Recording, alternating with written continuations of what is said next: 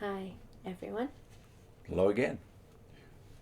On page 113 of the Proclaimer's book, we're in a sequence of pages, four actually in a row, which have graphs on them showing the growth and development of the work around the world between the years 1976 and 1992. I suppose it's a kind of a morale builder because, after all, 75 was the great dip.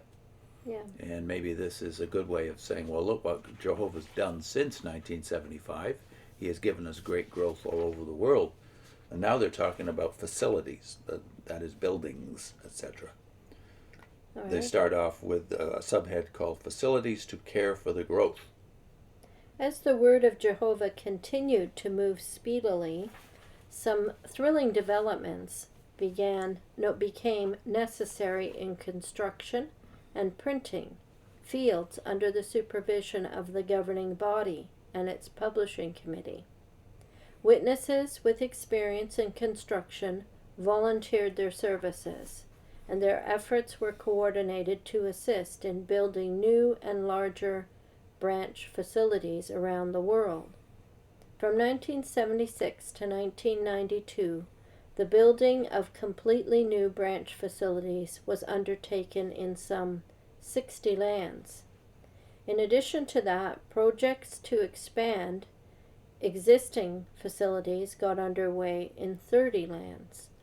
The way the work was done, with volunteers coming from many congregations, sometimes from other lands, served to strengthen the bonds of love and unity among Jehovah's people.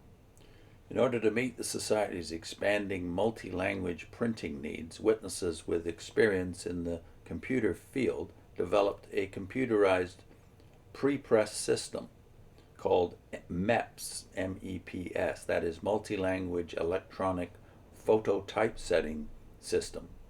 The project was completed in 1986. As a result, by 1992, the Watchtower was being printed simultaneously in 66 languages.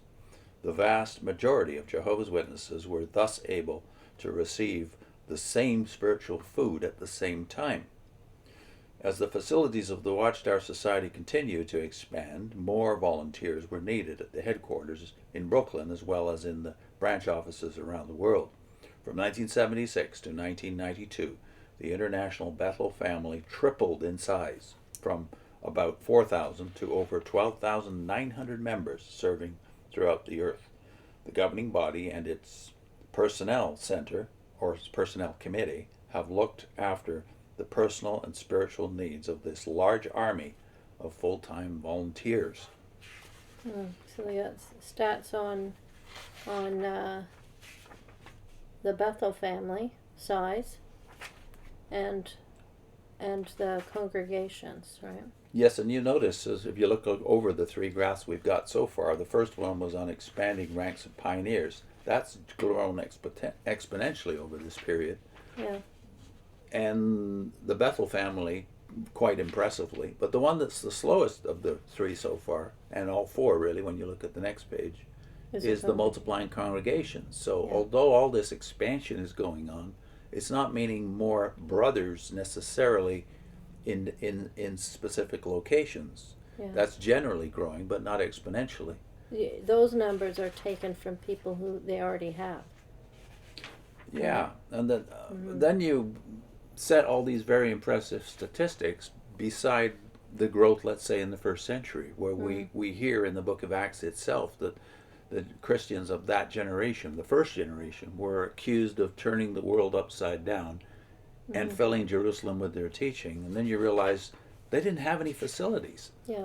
No buildings at all. And in fact, the early church didn't have even buildings for their churches until probably in the 3rd and 4th centuries. That became more common. Mm-hmm. So really, what has this got to do with Christianity? We made the point back in the section of the book where they're transitioning from J.F. Rutherford after his death to Nathan Noah era, that everything sounds like corporate speak. We're talking about presidents, vice presidents, secretary, treasurers. Yeah. Here we're talking about basically corporation Buildings growth. yeah.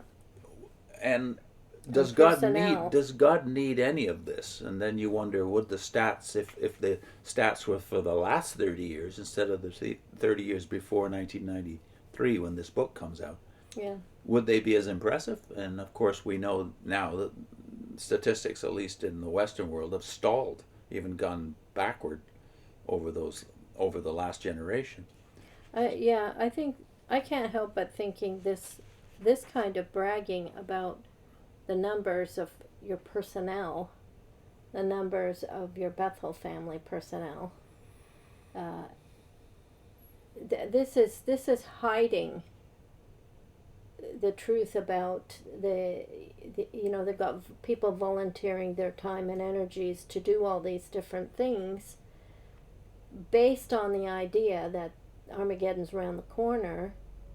So they're bragging about something and they're taking your focus off the fact that it was built on the basis that they thought the end was so soon. Yeah. But a lot of these people did that. They volunteered.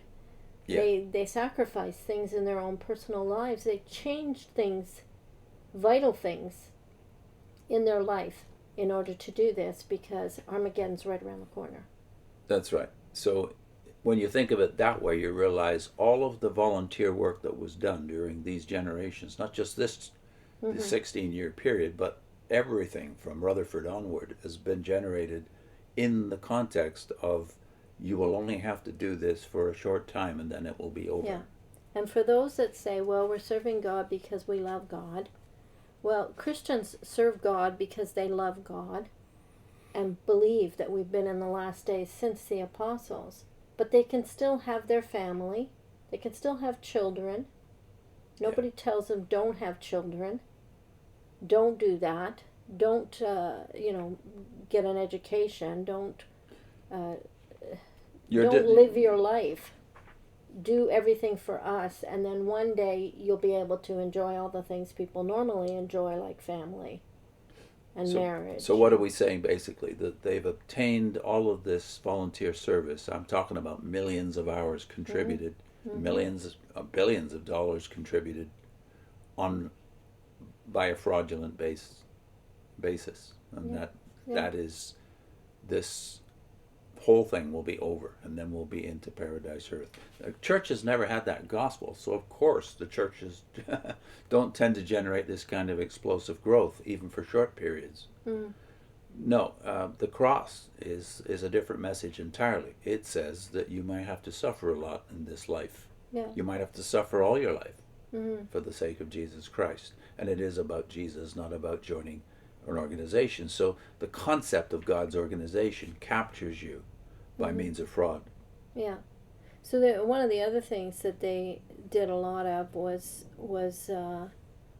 they started building more kingdom halls too. Yeah. At this point. Even since this book.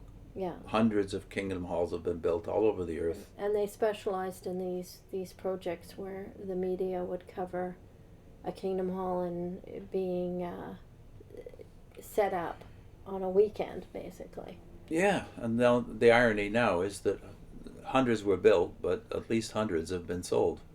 Yeah. In the last few years, and these kingdom halls, which were built with contributed funds and labor and dedicated in the name of Jehovah for Jehovah's service, are being sold to whoever, and the money doesn't go to the people who built it or gave their materials to it. It goes to the org. I gotta feel that there's hundreds of thousands of Jehovah's Witnesses who are thinking about that right now, but are immobilized or paralyzed by the fact that they've already committed their lives to this, and their families and maybe their businesses are wrapped up with this. Yeah, yeah. We're going to put in a link to a video we did a couple of years ago, based on a track we put together, I think very early in the 90s, called 15 million stolen lives. I've got to think that number now is closer to 20 million. People who've committed their lives to this organization for now, some of them for 3 generations, and we're no closer to Armageddon. Under a false idea. A pretense. Yeah. See you next time. Okay.